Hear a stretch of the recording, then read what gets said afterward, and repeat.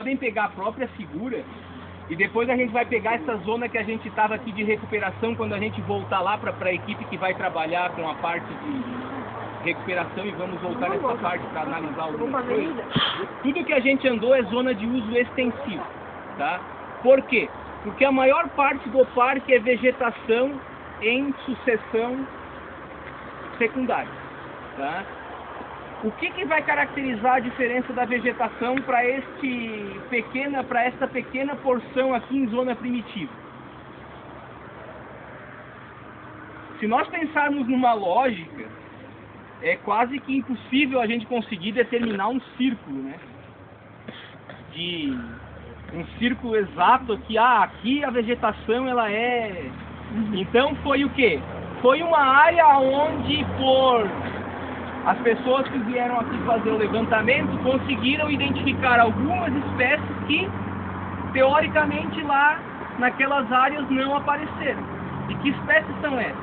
Aí a gente entra naquele contexto popular do que, quem são as espécies que a gente considerava assim como as espécies mais nobres da floresta? Que popularmente se ouvia falar.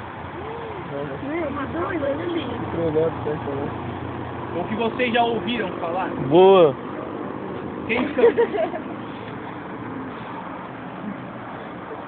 Quem eram conhecidas essas madeiras nobres da floresta? Canelas. As figueiras, dependendo das espécies, do tamanho, né? Perobas. Então, por exemplo, isso aqui é um tipo, isso aqui é uma canela. Apesar de ela estar pequena, Ela preta. tá? Ela é uma canela. Tá? Não é daquela que tem cheiro, não é daquela que tem cheiro acentuado, mas é uma canela. Tá? Não, né? Mas provavelmente não, a gente certeza encontra, algumas lá pra dentro. Mas vocês vão ver que não foge a característica as árvores mais altas serem quem? O pau-jacaré, a embaúba. Então o que isso significa? Que aquelas espécies lá são essas espécies aqui, né?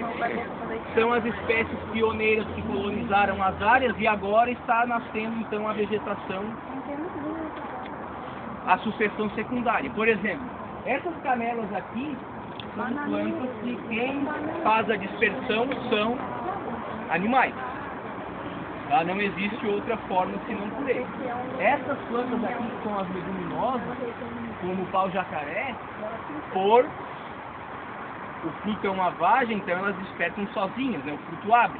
Então não tem um animal que dispersa. Então elas se autodispersam aqui no local.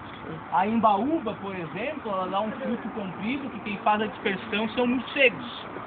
Então vocês vão ver que essas plantas elas têm uma alta capacidade de dispersão por grandes locais. E aonde você abre uma clareira, ela toma conta.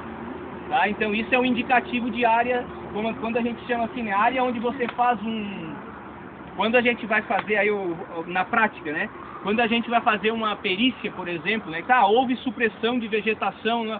Quando você faz um corte raso da vegetação e que quando regenera muita embaúba tudo de uma vez só, não tem outra... Porque você não vai comprovar quando o cara vai lá, cortou a madeira, tirou tudo, como é que você vai dizer que houve supressão se não tem nenhum resquício? Mas você olha o entorno, olha a foto lá, tem um quadrado de vegetação suprimida. Está regenerando só espécie como embaúba, é óbvio que houve supressão. Não tem como regenerar só uma espécie dessa que é altamente capaz de fazer esse tipo de sucessão, senão nessas condições. Mas o que ela tem de bom é a capacidade que ela tem de formar essa sombra para que essas espécies secundárias se regenerem. O outro indicativo que vocês vão olhar para uma zona primitiva, olhem para o solo. Olhem para o solo e aí vamos pegar depois também, quando a gente estudar. Vocês estão tendo licenciamento ambiental, né? Sim. Vocês vão ver que dentro do licenciamento ambiental tem alguns itens ali que vão levar vocês para aquelas resoluções, né? Do CONAMA, por exemplo, a definição do estágio sucessional. E aí vocês vão chegar vão esbarrar naqueles parâmetros quantitativos. né? Como, por exemplo, lá, supressão de vegetação. Né? Como é que vocês definem? Por exemplo, que estágio sucessional é esse aqui? Como é que vocês definiriam? Pela resolução. Hã? O estágio são 3, né? Inicial, médio, 3, médio e avançado. O que define eles, o que é? Diâmetro médio, que é o valor aqui do diâmetro dos caules.